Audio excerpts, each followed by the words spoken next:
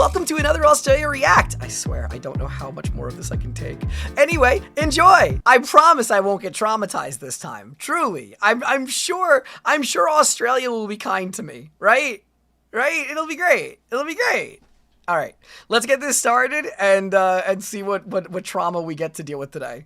This turtle breathes through its butt. Really? Really? We're 2 seconds in. We're 2 seconds in and we are already into butt breathing. All right. No, Thank you. This Thank is you not for a that. joke. This is a Fitzroy River turtle, native to the land down under. It's cute. And as with most of the shit found in God's drafts folder, it's existed. God's drafts folder. That's accurate. That's fair. Begs a single question. Fucking why?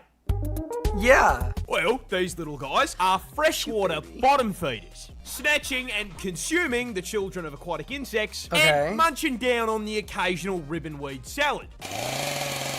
And as with most river turtle species, this requires them to spend most of their time in the water. Right. Now, rather than doing what most turtles do and developing an insane lung capacity, the Fitzroy decided to evolve a set of gills alongside their lungs to allow them to stay underwater for 3 weeks at a... That is insane. Like, for comparison to other creatures, that is insane. Also, I need to lower the volume a little bit, but, like, because more is just so loud. I don't know if it's the Aussie thing, because it's, like, the same volume as the previous video, but damn, is he so much louder. But what the hell? Time. Hello, how are you? 3 weeks later. I am under the water. However, when placing the gills, God was absolutely fucking plastered. And instead of placing them on the neck like a normal animal, he slipped on a beer can and not only placed them on its ass, but inside of it. What?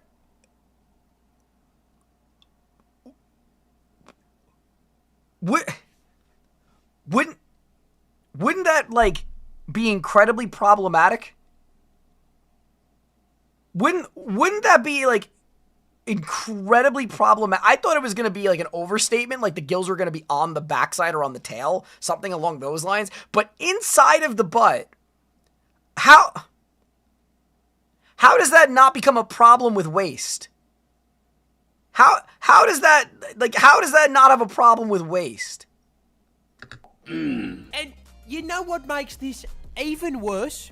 Turtles do not have a single-purpose hole like you or me. They have a cloaca. Oh which my is god, the it's for reproductive. Swiss Army knife of holes. This means that Fitzroy River turtles shit, piss, breathe, and fucking mate out of the same hole. I feel bad for this turtle. I feel bad for this turtle. What?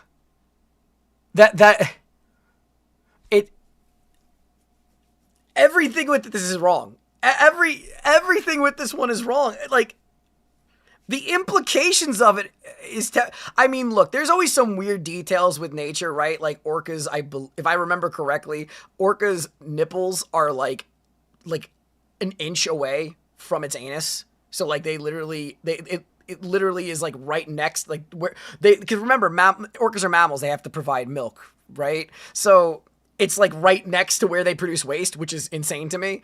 But this is like exponentially worse. This is exponentially worse. Oh my god. I don't think you understand just how old sharks are. And okay, that was Whiplash. See, I'm not just talking individual sharks. Hammerheads, Bruce from Nemo, Jeff. No, Your average Jeff! shark lives anywhere between 20 to 80 years. Nothing all that special. I'm talking sharks as a species. Because I mean, they haven't changed. I mean, sharks for the most part really haven't changed much. What is it like? I'm going to throw a number out there and I'm going to be way off and then I'll look like an idiot. 200 million years? 200 million years is my guess. Sharks are fucking one-tricks. They have mained this class through every single balance adjustment Earth has thrown at them. From climate change, to the Ice Age, to that time God decided to punt a rock at Barney the dinosaur. Yeah, when it comes to prehistoric shark species, most people think of the megalodon.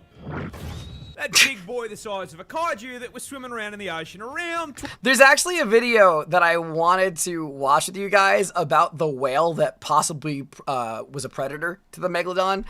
So we might do that eventually too. 26 million, but I said 200, right? 26 million years ago, which might sound like a long time. 400 million at least. As far as sharks go, this thing's a fucking zoomer. Go back around 250 million years. That's where I was guessing, right? Yeah. Before the literal dinosaurs, and you'll find Helicorpion. A shark with a... Yes, okay, the thing with the chainsaw, not really a chainsaw, but it has like the blade in the middle of its jaw. Okay, yeah, I've seen these before. This was ridiculous looking. Okay, so yeah, it's definitely gonna predate what I guess. It's gonna be something like between 400 and 600 million, right? Buzzsaw for a mouth. 250 not far back enough for you? Go back around 300 million years, and you will find Adestus, the fucking pog shark. And if that is still not far back enough, you can go all the way back, right to the beginning, to the first recognizable shark, Galeotis problematicus, at 410 million years old. All right, but it's not really a recognizable as a shark. You know what I mean? I understand that it's a precursor to the shark. I wouldn't call this, I would not call this guy recognizable as a shark. I don't think anybody who looks at this at first glance is like, this guy right here, this is a shark. Like, again, even as an early ancestor, it looks closer to a tigerfish than it does to a shark. Sharks have existed for 4 times longer than Saturn has had rings. The first tree only sprouted out of the ground 385 million years ago. That means that for 25 million years, Groot's great-great-grandfather was sat in God's drafts while this chased Nemo. Oh, I love that. Doliotis, the first Bruce. This jellyfish is...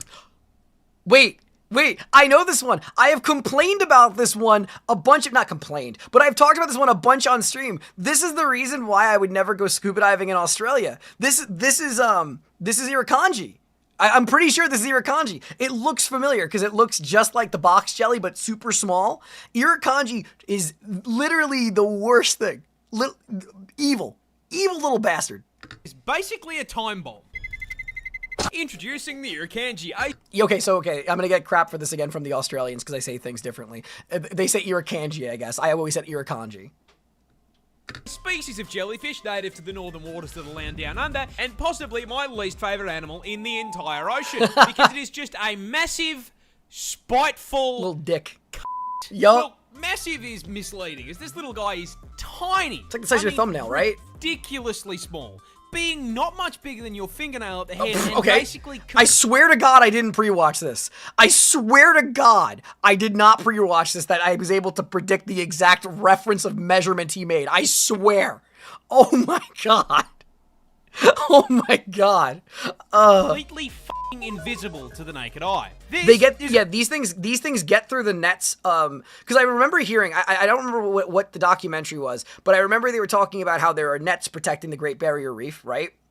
And divers can to go on these dives, but the Irukandji can get through the mesh of the nets because they're so small, right? So that's one of like the big fears with them. And again, you guys can correct me on that. I could be totally wrong, but that's what I remember vaguely.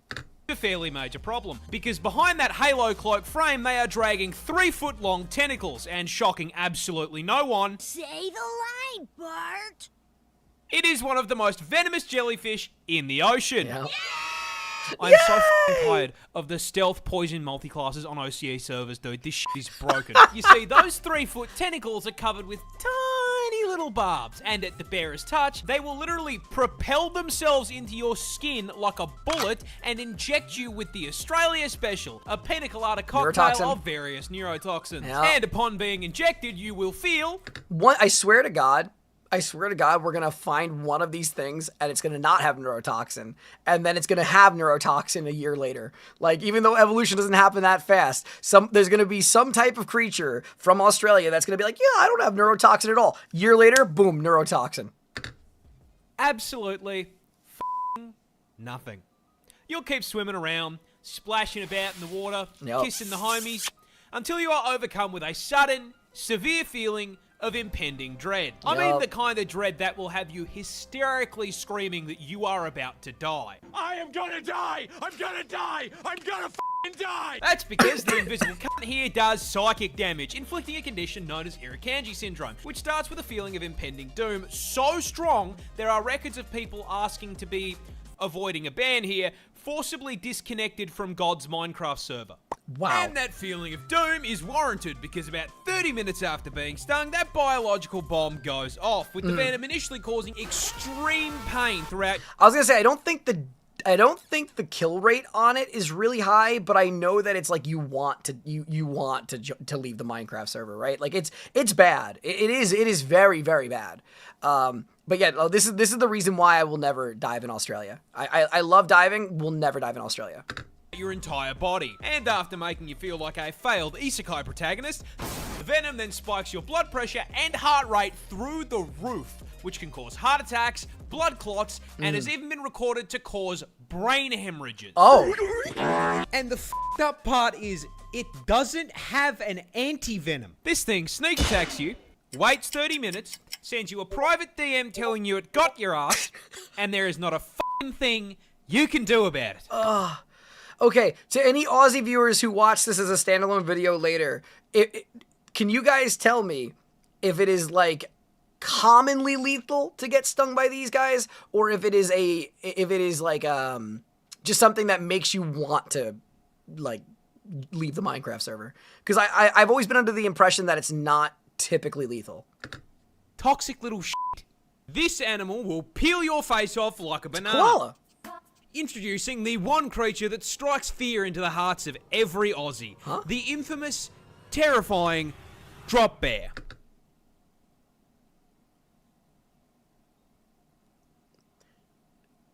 This is something that a lot of the Aussies commented in my previous videos.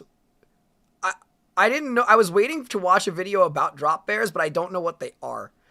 This just looks like a wet koala. What?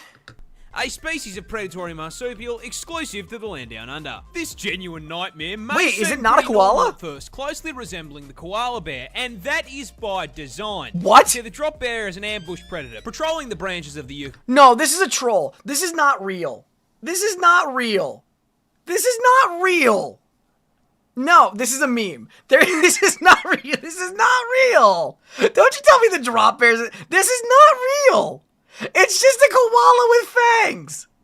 eucalyptus tree and using their keen sense of smell to detect incoming prey. And once they can smell you approaching, they will position themselves in the leaves of the trees, being basically impossible to spot unless you're actively looking for them. And even if you do see them, you're automatically going to assume it's a koala. And that assumption is probably going to be the last mistake you make, because walking under these things is inviting the most painful death you can think of. No. Once you've walked in the rain, I'm gonna call this now. This is definitely just a meme Australians have for everybody else who's already afraid of Australia. Like, I'm sorry. I don't believe this for a second. I don't believe this for a second. Like, first of all, this thing would not have the name Drop Bear. Like, it wouldn't have the name Drop Bear. It sounds like some 15-year-old came up with this on Creepypasta. Nah. I don't believe this. I don't believe you. I might be looking like a fool at the end of this, and it's somehow a real thing. I do not believe this is real. I think this is Aussies who like to play tricks on everybody else. The drop bear will launch itself from a tree and aim directly for your head.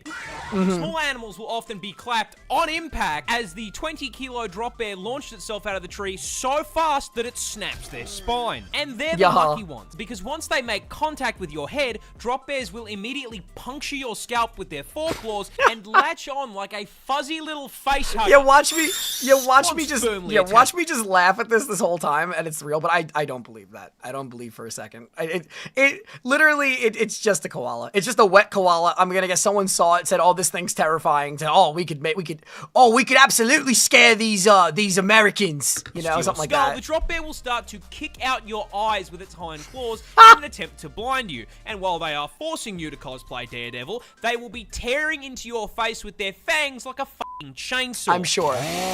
The attacks are so vicious, most human victims end up being completely scalped and having their faces removed. And even if you manage to pull them off in the initial assault, those claws contain a potent neurotoxin which will paralyze you in under 5 minutes, allowing them to run you down and eat you alive. Yeah, I'm sure. This came out on April Fool's, right? He must have released this short on April Fool's. Australia loses roughly 600 people per year to drop bear attacks. So if you want to survive your trip down under, I have a secret to share with you about the drop bear. And that secret is that all of this is complete and utter bullshit. Gasp! It's almost like I was able to see that one coming. I'm pretty sure. Look. It was very obvious, right? It's not like this. I don't think I'm big brained for figuring that one out. It's all bad Photoshop stuff. But like, I was so curious what they were when Aussies were commenting this shit in my comment section for the previous Australia videos. So I'm like, oh man, I can't wait to see something about drop bears. I will say they got me because I was excited to watch a video on them. Now I understand why. Bears aren't real. I made it all up. April Fool's Kangaroos can and will beat you up. Oh? That's right, just because it's not venomous doesn't mean it can't knock you on your ass. And Australia's most iconic marsupial can do so just cute, that. though. Because they are way bigger than you think they are. With our biggest species of roo coming in at a ridiculous 2.8 meters in length. And with the iconic hop, they've got a vertical jump of 3 meters. Wow. I mean, honestly, with a stat spread like that, they don't belong in the outback, they belong on a fucking NBA court. As if that wasn't enough, they're also built like tanks, weighing in at a full 90 kilos of roid-raging rabbit muscle. Okay, so question though, because this is another question for like people who have been around kangaroos regularly. I know kangaroos are not. I know they're muscular, right? But those really roided out ones are really uncommon, right? They're not normally that muscular, from what I understand, right? That's more of a matter of like a few of them really have the deep muscle tone, but I don't think that's that common. From my understanding, I don't know for sure. That's why I'm actually asking if you guys know. Also, the most recent video I've seen of kangaroos actually that was kind of terrifying. It was like drowning someone's dog. Some Aussie went up to it and started fighting it to get his dog back. That, definitely something I wouldn't want to mess around with. And being able to move way faster than anything that heavy has any right to, pegging the speedo at a max of 70k an hour. Meaning if you make them angry, a juiced up rat the size of a small car is going to run your ass down and beat the f***ing brakes off you. And I'm not kidding when I say they really will rock your shit, because roos are professional kickboxers, with males routinely fighting MMA to win female attention. When they fight, kangaroos will lean back on their tails as a stabilizer and immediately start scratching and kicking the ever-loving shit out of one another. And those kicks have enough force to crack bone. And as if getting drop-kicked by a muscled marsupial wasn't bad enough, they also for some reason have the same bite force as a grizzly bear. What? Why not? Now, even with... Okay, I have actually learned something incredibly new here. I never knew that they had any bite force, let alone that. That is crazy. How many people die to roos in Australia every year? I'm sure it's not zero. All of this, that's there crazy. are still animals stupid enough to view a roo as lunch. Which brings me to the most terrifying thing that they do. When threatened, kangaroos will hop into a body of water and wait for whatever is chasing them to follow them in. Once the predator enters the water, the kangaroo will wrap its arms around their neck and just straight up drown them. That's what happened with the video. That's what happened with the video I was talking about. Oh my god. That is actually terrifying. That is actually terrifying. What the f***, man? I share a country with psychopathic tren rats. Oh! Wombats defend themselves by... Look at him. I used him in the thumbnail. Look at him. He's so cute. In the thumbnail for the stream, by the way, not for the video that I'll put this in. But, like, look at him. He's so cute. I love him. Throwing it back. But to understand how the fuck they actually do I it, want you're one. going to need to learn a little bit about them first. You see, Australia is home to 3 species of these bad boys. I want a all of them wombat. equally adorable, and very importantly, all being burrowers, meaning they dig out a nice little hole for Don't tell me it themselves can and the kill me. I family to want live it. in, because, like the rest of us, they can't afford a fucking house in this economy, man. Fair. They go to around 1.3 meters in length, but despite being small, they are built like fucking tanks. Weighing in at a chunky ass 35 kilos, but I despite love their weight, I him. shit you not, they have a top speed of 40k an hour. Now, the fact that they can nearly get booked in a school zone, coupled with them being a tank-class marsupial, forms the start of their defense strategy. So you see, a fun fact about wombat anatomy is they spec all their defense points into their ass. Rather than having fat and muscle, a wombat's cheeks are made out of 4 thick plates of fused cartilage, making it extremely solid. And this Kevlar BBL allows for the fucking funniest defense mechanism Does it I throw have its ever ass at seen you? on an animal. Basically, if a predator tracks down Mr. Wombat to his burrow, it'll stick its head in and start trying to dig him out. In response, the Wombat will line his ass up with the tunnel door, chuck the gear shifter into reverse, and fucking floor it backwards up the tunnel into his aggressor, slamming his ass into its head. The impact then squashes the predator between his steel cheeks and the roof of the burrow. Straight up crushing its skull like a Mortal Kombat fatality. You get killed by the dumpy. You get ended by the dumpy of doom. Oh my god, that's amazing. I love it even more. I cannot make this shit up. As always, thank you so much for watching. If you enjoyed the content, please consider leaving a like and subscribe. Until next time.